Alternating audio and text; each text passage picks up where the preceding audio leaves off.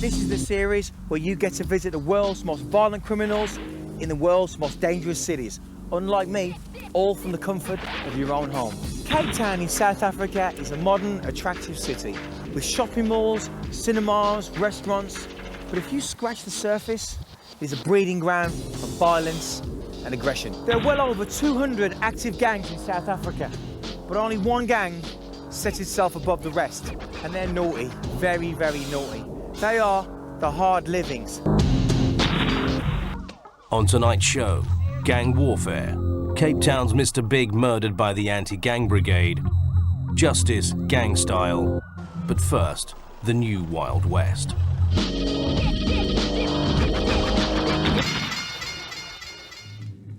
"20 murders a month, 200 gangs, 3,000 shootings a year, 100,000 gangsters.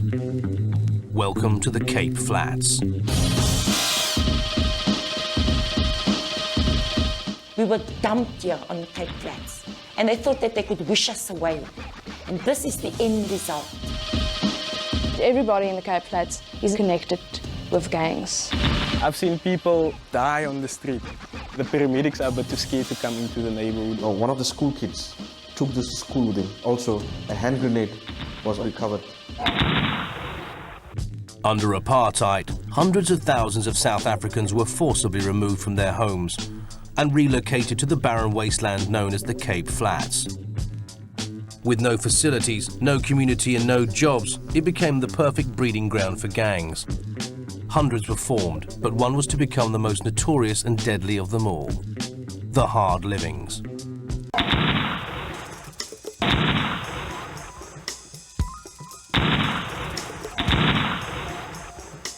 If they didn't like you, you couldn't come home. They've got their ways and means of taking people out. They killed this guy, but it was horrible. They cut his ears off. Sometimes they will cut your head off and will let you lay around for people to see. The Hard Living started as a disorganized street gang in the 80s, committing petty crime and robbery. That was until the gang was taken over by the notorious Staggie brothers, twins, Rashad and Rashid. When I'm in that mood, it's not that I kill you. That's the truth. The Staggies are bad as anybody would tell you they are. The Staggie brothers spent most of their early years behind bars and ascended the ranks of the ruthless prison gangs. Most of our powerful street gang leaders have all particular histories from prison gangs. The Staggie brothers enforced the harsh prison gang regime onto the Hard Livings and turned them into a ruthless criminal outfit.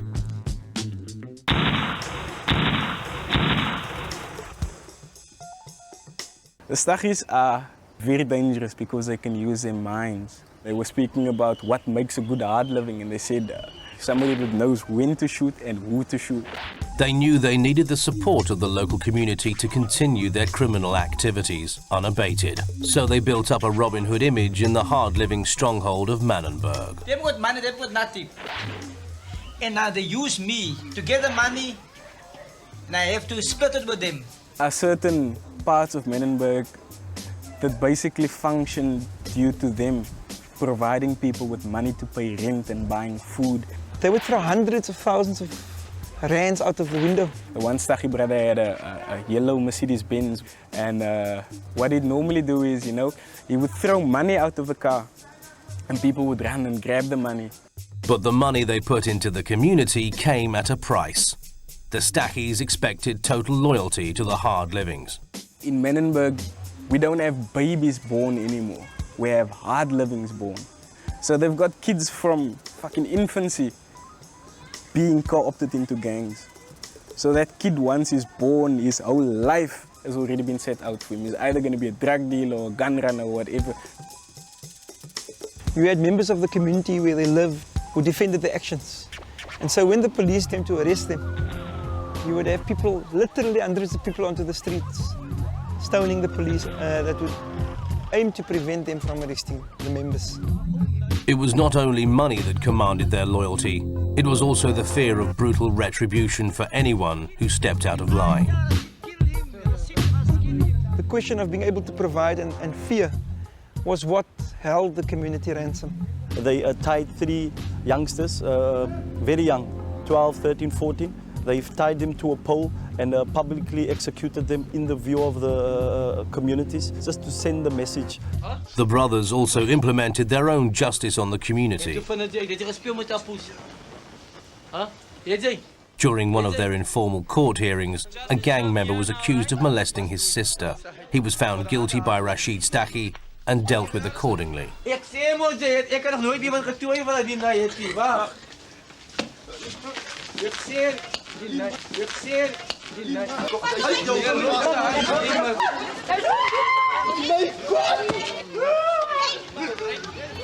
I want to kill him. That was my first idea, to kill him. With this reign of fear, the brothers were in total control, and this even included the police. Do you know what? In the gang fights, you know how many police that we have that shoot guns for us? Do you know how many police that we have? Do you know how many police that we have that bring us guns, bring us bullets, everything? I was sitting here one evening and the hard livings were shooting down this road. And the cops pulled up next to them. And the guy walked over to the cops and he said, "You need to go down the street because the guys that we're shooting at are down the street." The cops got in the car, drove down and started shooting at the guys on that side. It came to a stage when the Staggie brothers were above the law. They were seemingly untouchable. The law couldn't prosecute them. But this untouchability was to be one of the brothers' horrific downfall, in some of the most violent scenes ever captured on film.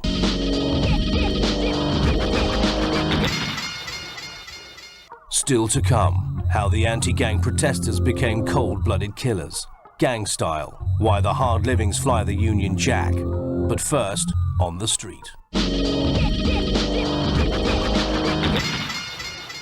Manenberg has been the centre of some of the worst violence on the Cape Flats. Traditionally a hard-living stronghold, shootings are commonplace as rival gangs attempt to move in on their patch. Don't ever fool yourself and think the situation in Manenberg is normal. The moment you make that mistake, you're dead. Mark Myberg lived in Manenberg for 18 years. Although not involved with the gangsters, he has witnessed firsthand the brutality of the hard livings. Well, I've seen people's brains being shot out there. He gave us a tour of the streets where even the police fear to tread. It's just from the reaction of those guys on that corner now already tells me that it's not safe. This is the main road in Manenberg. It's Manenberg Avenue. On the right here, if you just quickly, this used to be the clinic, but they had to close it because people used to get shot inside there as well. This is hard living stronghold. You can see this mobile shop. All those marks on there are basically bullet holes. Check all the bullet holes on this. Staggies basically control what's happening in these areas. I used to go to school just down the road from here, and I lived in this house upstairs for 18 years with my mother. And in the court in the far back, a friend of mine was shot because he was walking next to somebody that belonged to a gang. This is where the cops hide. While all the shooting is happening in Manenberg, this is where they hide. They park off here, because if you're here, you can actually hear the shooting. You can hear when it stopped and so on. And only when it stops do they actually come into Manenberg. They come down this road.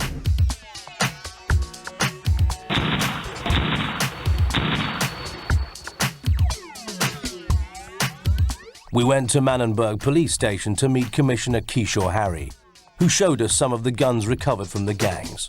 If you see a particular group of gang members walking into a particular territory, you can be guaranteed that they are armed. And these are the firearms probably that they will carry with them. The firearms that we see here are shotguns over there. This is also a protector shotgun. We have here with us hunting rifles.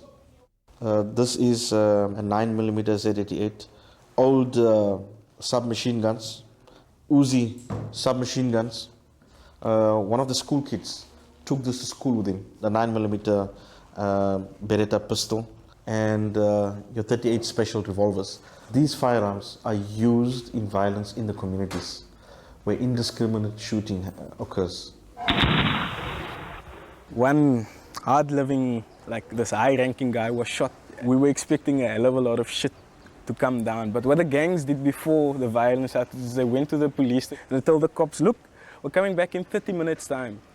If you're not gone in 30 minutes time, we're gonna bomb the place. In 30 minutes time, there weren't any police in Menenberg.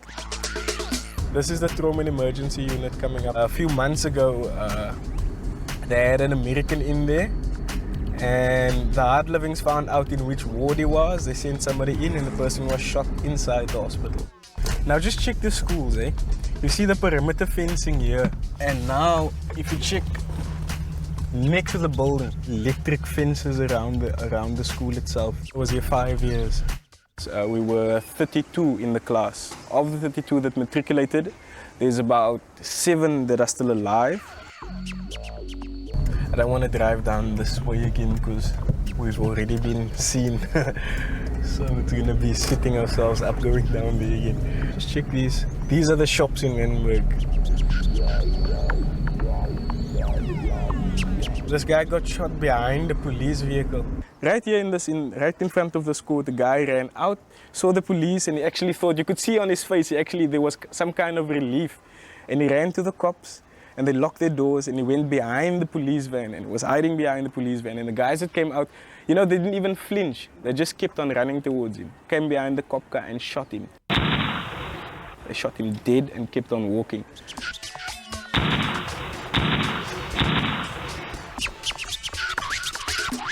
There was a blue Ford owned by the hard livings. What they would basically do is they would drive around Menenberg, pick up young men, drive out of the neighborhood, beat them up and sodomize them and just dump them wherever or either kill them. When I came around the street corner, there's this blue Ford. I couldn't turn around because they'd already seen me. I panicked a bit. I ran up the neighbor's stairs and I hid myself in the dog kennel and the guys came past. What they were basically saying is that if anybody saw me, they had to shoot me. So I stayed there for about half an hour until they left and I came home. I can't really say that I lived in Menenberg. I should rather say that I survived 18 years of Menenberg.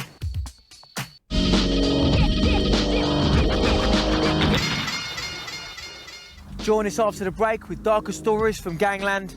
And remember, dead men don't tell lies. Whoa! What's the problem? He's showing that, isn't it? Whoa! Shut up! You be like that, you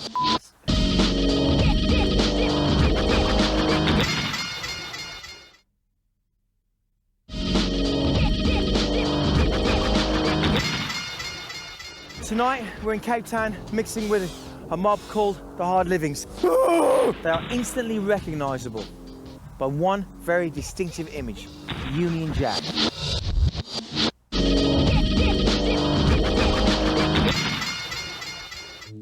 The Hard Livings are one of South Africa's deadliest gangs. Whilst their rival gang, the Americans, are greatly influenced by all things American, the Hard Livings look to Britain as their role model.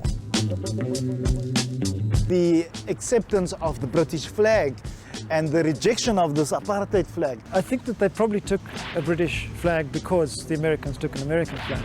The crown, the British crown, was very important. Gang membership over the last few decades has been steadily on the increase. They've become bigger since apartheid was destroyed because there is no controlling force. It's going to take the police and the government another 10, 15 years to sort themselves out. Right now, it's a lawless place, and gang members use a variety of methods to denote their affiliation to their gang. One of their best-known signifiers for the Hard Livings is to remove their front teeth. The Hard Living gang remove their teeth, and this is something that's quite menacing as well. It looks like they've got fangs. What's really interesting about this is it changes their speech pattern. So if gang members didn't know each other, if they were coming from different parts of the country, for example, they could normally pick up over the telephone that this person was a member of their gang. And even if they just overheard someone speaking on the street or in a shop or something like that, they would normally be able to pick up that this person probably belonged to their gang.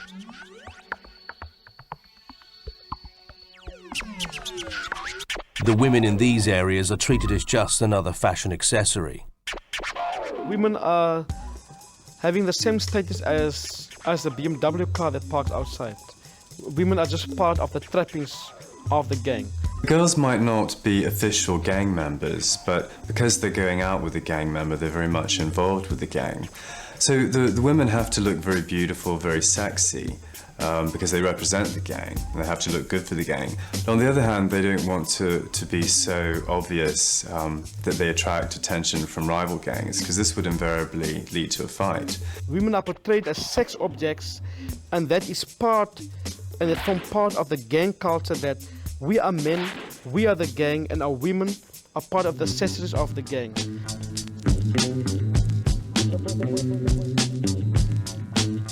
So whilst they treat women badly, they treat their fellow gang members like brothers.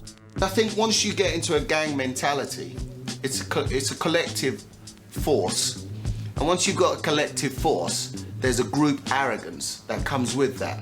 That says we're better than all the rest, we're harder than all the rest, we'll do what the fuck we like and no one's going to tell us different. And I think that is the philosophy behind all gangs, is being, you know, standing out. And also the respect thing, I think that's essential to all gang members, is give me that respect because I'm different to you. And that's really about it.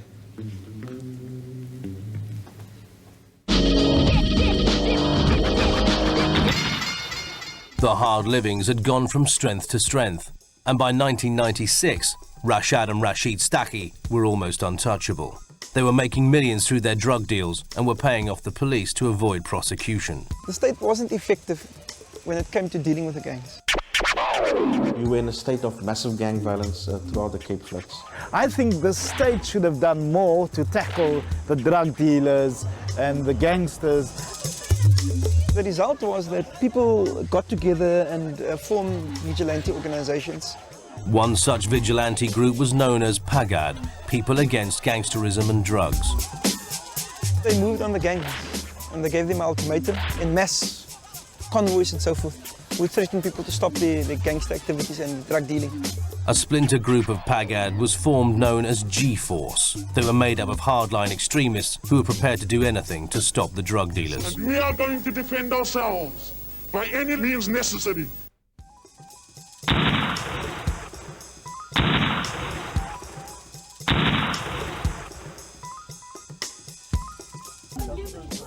After a number of shooting incidents, PAGAD's fight with the drug dealers escalated to all-out war.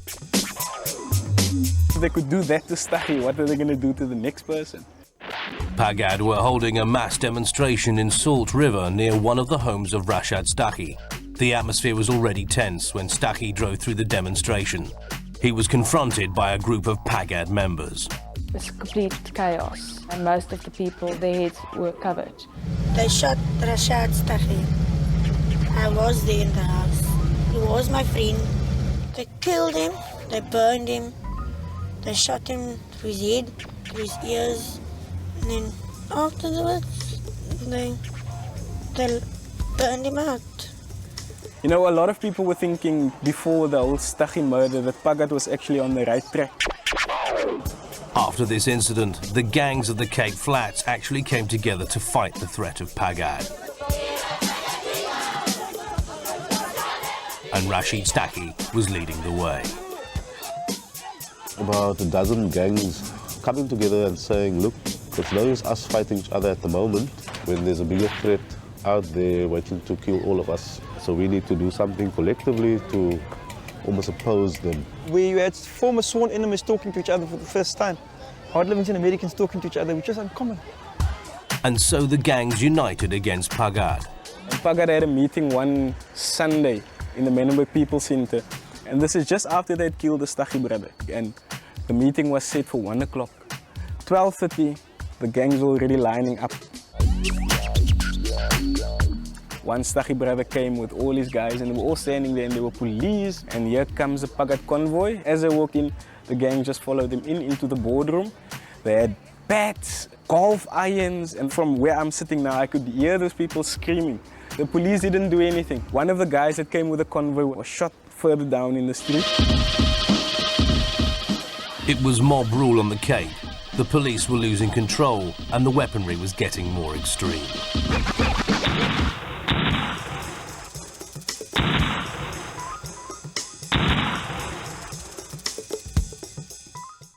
There were many drive-by shootings and attacks on gang members and on members of the vigilante organizations. Military-style shootings. People sitting on rooftops with binoculars and two-way radios. They started to develop pipe bombs and attack people with pipe bombs. Kids couldn't go to school anymore because there were reports that kids are going to be shot at school. And where people were killed, they were kind of killed in execution style. These terrifying exchanges resulted in 2 years of fear on the Cape.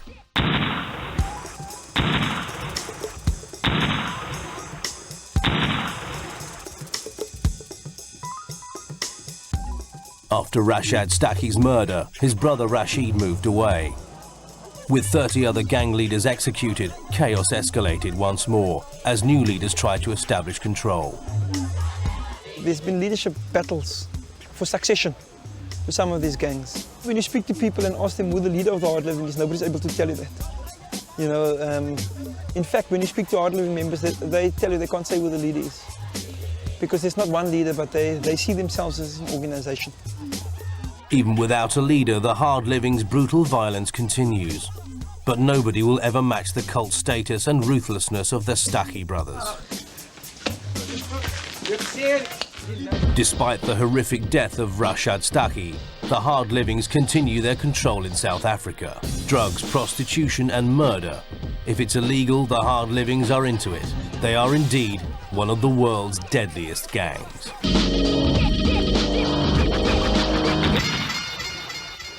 Well, that's all we've got time for on the world's deadliest gangs. If you're worried about organised crime and gang violence, remember, I can't help you.